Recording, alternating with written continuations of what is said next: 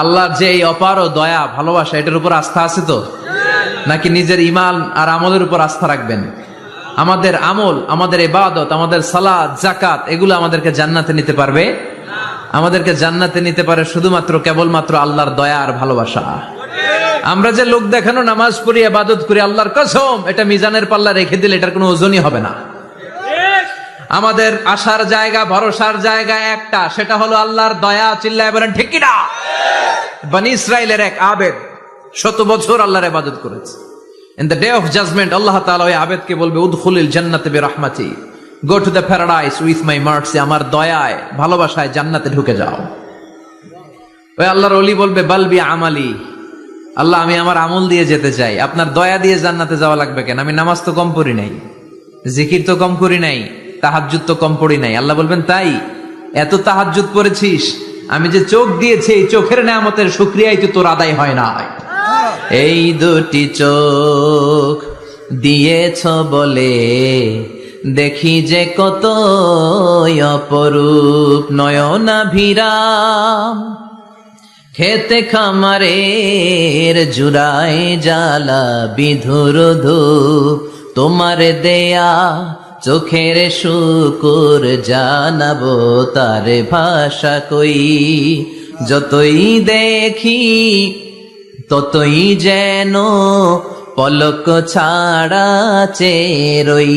ঠিক কি না? আল্লাহ বললেন, এই যে একটা চোখ দিয়েছি, এই চোখের নেয়ামতের শুকরিয়াই তো আদায় হয় নাই। তুই আমার সাথে হিসাব করলি? ওকে ওকে, লেটস মেক এ ক্যালকুলেশন, চল একটা হিসাব করি। তোর 100 বছরের ইবাদত এক পাল্লা রেখে দিলাম, আর আমি দয়া করে মায়া করে পৃথিবীর নাজ নেয়ামত আর সৌন্দর্য দেখার জন্য যে তোকে চোখ দিয়েছি, 2টা চোখ নয়, একটা চোখ আরেক পাল্লায় রেখে দিলাম। ওজন দেওয়ার পর দেখা যাবে মুহূর্তের মধ্যে চোখের পাল্লাটা ভারী হয়ে গেছে। আল্লাহ বলবেন, এখন হিসাব বলে you have to go to the hell fire, তোকে এখন জাহান্নামে যেতে হবে, যা জাহান্নামে যা।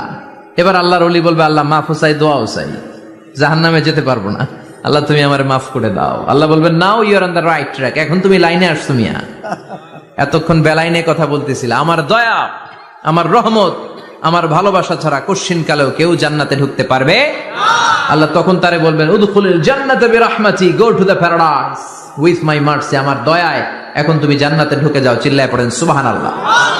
এজন্য মানুষ মাত্রই ভুল হবে, অন্যায় হবে। ভুল করা, পাপ করা, অন্যায় করা এটা দোষের কিছু না, কিন্তু পাপের উপর স্থায়ী থাকা হলো দোষের। ঠিক কিনা? শয়তান ভুল করেছে, অন্যায় করেছে, সাথে সাথে যদি শয়তান তওবা করতো, ইবলিস রেও মাফ করে দিত কে? কিন্তু সে মাফ চায় নাই, সে তার পাপের উপরে অটল ছিল। ঠিক কিনা? শয়তান আর ইনসান, এই দুয়ের মধ্যে মৌলিক পার্থক্য হচ্ছে এটা, শয়তান পাপ করে পাপের উপর স্থির থাকে, আর আমরা পাপ করে মাফ চাই কার কাছে?